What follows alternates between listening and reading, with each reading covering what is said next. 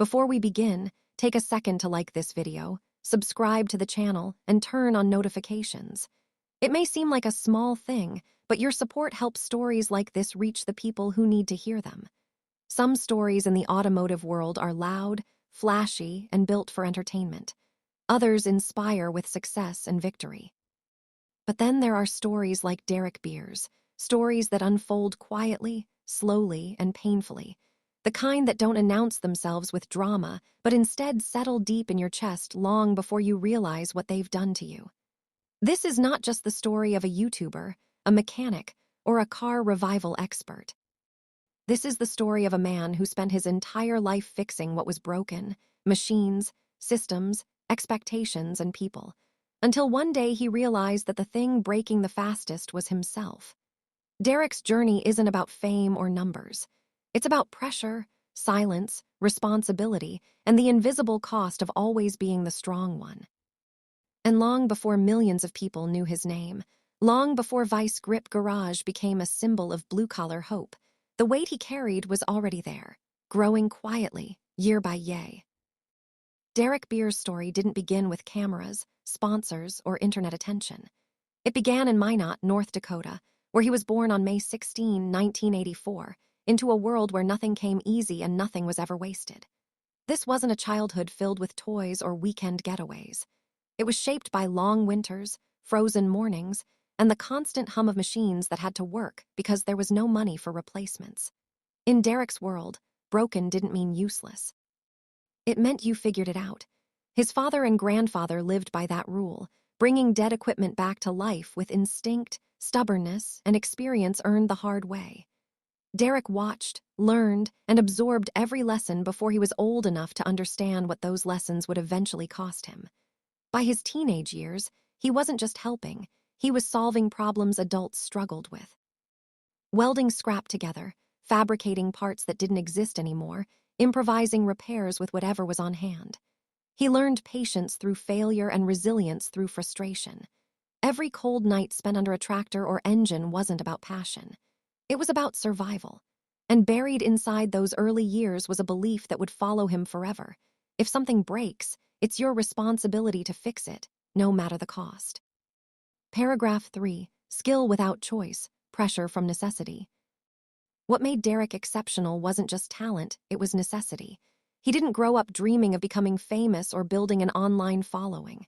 He grew up trying to make things last longer than they were supposed to. When money is tight and winters are unforgiving, creativity isn't optional, it's required. Derek became skilled not because it was fun, but because failure wasn't allowed. Machines had to run. Equipment had to survive. And problems had to be solved, even when the solution wasn't obvious. He learned through scraped knuckles, broken bolts, and mistakes that could have gone wrong fast. Nothing came from textbooks or classrooms. Every lesson was earned through trial, error, and persistence. That environment shaped more than his mechanical ability. It shaped his identity. Derek learned early that quitting wasn't an option and asking for help wasn't encouraged. You just kept going. You adapted. You pushed through. Those habits built a man the world would later admire, but they also built a silence inside him, a place where stress was buried instead of released. Long before YouTube ever entered his life, Derek was already carrying more weight than anyone around him realized. And the same mindset that made him capable of fixing anything would later make it nearly impossible for him to admit when he couldn't fix himself. As Derek moved into adulthood, the pressure to choose a direction grew heavier. College, trade work, staying on the farm, every path came with expectations. Instead, at just 18 years old in 2002, he made a decision that surprised many around him. He enlisted in the United States Army. It wasn't about glory or patriotism alone. It was about structure, escape, a chance to step outside the limits of the life he knew and test himself in a world that demanded discipline and precision. He was sent to Fort Gordon in Georgia, where he trained as an information technology specialist. It was a far cry from engines and grease, but the skills he learned there sharpened the same instincts he'd developed growing up. Problem solving under pressure, staying calm when systems fail, fixing things quickly because people depend on it. In 2004, Derek was deployed to Iraq. At just 20 years old, he found himself in situations where hesitation could cost lives. When a Humvee broke down during a convoy near Baghdad, Derek crawled beneath it, bypassed a failed relay, and got it moving again under threat. These moments didn't come with applause. They came with quiet acknowledgement. But war leaves marks that don't always show, and Derek brought those marks home with him. Paragraph 5. War's silent impact. Derek never dramatized his time in the military. He didn't wear it as a badge or retell stories for attention. What he carried back from Iraq was quieter but heavier, a deeper calm, a stronger sense of responsibility, and an unspoken belief that if something failed, it was on him to fix it, no matter the risk. War teaches people to compartmentalize, to push emotions aside and focus on the task in front of them. Derek became very good at that, maybe too good. When he was discharged in 2007, he returned to civilian life with skills that made him valuable but habits that made rest impossible. He stepped into the corporate world, managing operations, solving crises, cleaning up inefficiencies others ignored. On the surface, it looked like success. He wore the suit, attended meetings, climbed professionally. But beneath it all was the same pressure he'd always known. Everything depended on him. He was the fixer again. Long hours, constant responsibility, and very little room to admit exhaustion. The stronger he appeared, the less permission he felt to slow down. Each solved problem reinforced the expectation that he could handle anything. And slowly, quietly, the weight began to build again. Vice Grip Garage didn't start as a brand. It started as an escape. In December 2007, Derek uploaded a shaky, low-quality video filmed with a broken phone taped to his garage door. There was no plan, no strategy, just a worn-out Camaro and a man trying to breathe again. About 50 people watched it, but those 50 saw something rare: honesty, struggle, real problem-solving without polish or perfection. Derek filmed after work, edited late at night, and worked weekends chasing abandoned cars across states. The appeal wasn't clean restorations. It was the fight. Engines that shouldn't run, cars that had been forgotten for decades, brought back through patience and stubbornness. Viewers didn't just watch the cars come back to life. They watched Derek wrestle frustration, failure, and fatigue in real time. The channel grew slowly, organically, until it didn't. By 2018, it exploded past 100,000 subscribers. Then 1 million. Then 2. What once felt like freedom slowly became responsibility. Sponsors appeared. Deadlines followed. Viewers expected consistency. The thing that saved him from pressure was becoming pressure itself. As Vice Grip Garage grew, so did the expectations. Fans wanted bigger rescues, faster uploads, riskier revivals. Sponsors wanted deliverables and schedules. The internet dissected everything. A joke became a rumor. Silence became speculation. Even mistakes turned into controversy. Derek responded the only way he knew how. He worked harder. He filmed in freezing barns, drove broken cars hundreds of miles home, and pushed his body far past exhaustion.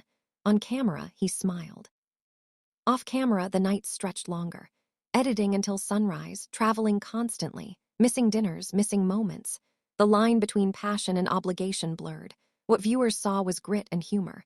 What they didn't see was the fear of slowing down, because slowing down felt like failing. The channel that once gave him peace was now demanding pieces of his life in return. Derek had built something millions loved, but he was losing the quiet joy that started it all. And still, he kept going. Because fixing things was what he did, even when the thing breaking was his own health. In late 2023, everything nearly ended on a quiet day on his Tennessee farm. Derek was working under a 1968 Plymouth Fury, trying to free a stubborn exhaust bolt. He was tired, rushing. The jack stand wasn't perfect, the floor was slick, and then it happened. The stand slipped. 4,000 pounds of steel dropped in an instant. His arm was pinned. His head missed by inches. His 12-year-old son Bentley saw it happen. Jessica ran screaming from the house. Somehow Derek pulled free before the full weight trapped him. No hospital photos were posted. No dramatic video followed, but something changed forever. That night they sat together as a family, not creators, not a brand, just people who almost lost everything. Derek admitted something he rarely said. He was scared. He had pushed too hard, cut corners, risked more than just himself. They made a decision that night. Safety first. No deadlines worth dying for. No video worth not coming home. When uploads slowed in 2024, fans panicked. Theories spread. Burnout. Scandal, disappearance, but the truth was quieter. Derek was healing, physically, mentally, emotionally. The accident wasn't content, it was a warning, a reminder of a lesson taught long ago. Fixing things means nothing if you don't make it home. The world saw fewer videos. His children saw more of their father. Derek stepped back, not because he didn't care, but because he finally cared enough to stop. The internet demands constant presence. Derek chose survival. And that choice, while necessary, came with its own weight. Because stepping back meant facing the fear that the thing he built might move on without him. But for the first time in years, he chose life over momentum. Returning to work after surviving something like that isn't simple. The rhythm never feels the same. Derek tried to continue. Road trips, builds, long videos, but the spark was different. The risks felt heavier. Deadlines felt dangerous. What once energized him now drained him. Viewers noticed. Some missed the old chaos. Others complained. Sponsored builds felt different. But behind the scenes, Derek was exhausted in ways rest couldn't fix. The grind had caught up. He wasn't failing. He was worn down. And the hardest part was knowing that the pressure came from success. The dream worked, and that made walking away even harder. Small moments became big problems online. A joke about sponsorships, a stolen carburetor, silence between uploads, everything became speculation. The internet doesn't do patience well, but Derek wasn't hiding anything. There was no scandal, no secret collapse, just fatigue, just a man realizing he couldn't give endlessly without losing himself. He stopped explaining, stopped defending.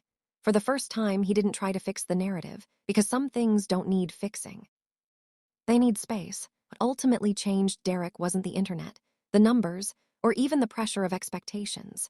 It was his family, standing quietly in the background while the world watched a version of him that kept smiling through exhaustion. Jessica had been there through every phase of his life, the early corporate grind, the sleepless nights editing videos, the constant travel, and the emotional toll that came with carrying responsibility alone.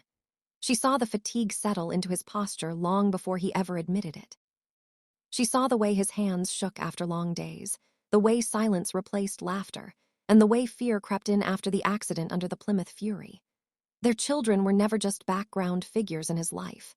Bailey, Bradley, and Bentley were the reason he kept pushing, but also the reason he finally stopped. When Bentley ran toward him during that near-fatal moment, terrified and crying, Derek didn't see a camera angle or a story. He saw what he stood to lose. That image stayed with him long after the bruises faded. In that moment, he wasn't Vice Grip Garage. He wasn't a mechanic or a creator. He was a father who almost didn't make it home. And that truth changed the direction of everything. By early 2025, Derek made a decision that many creators never find the courage to make.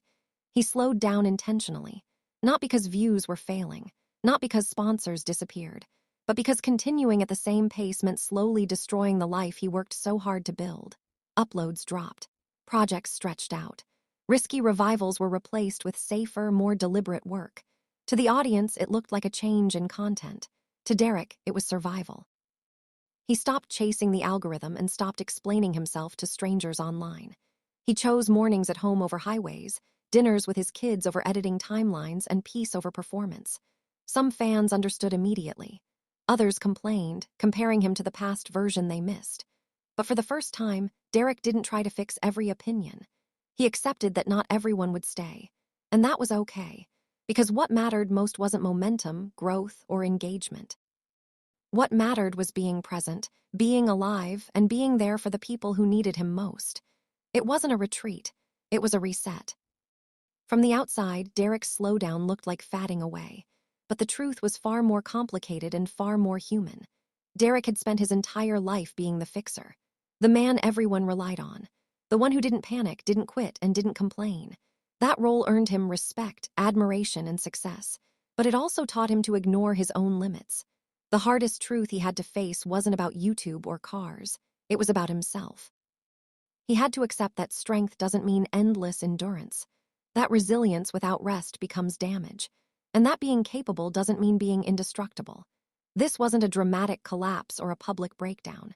It was a quiet reckoning. A man realizing that the same traits that built his legacy were slowly breaking him down. Fixing machines was easy compared to fixing a life stretched too thin.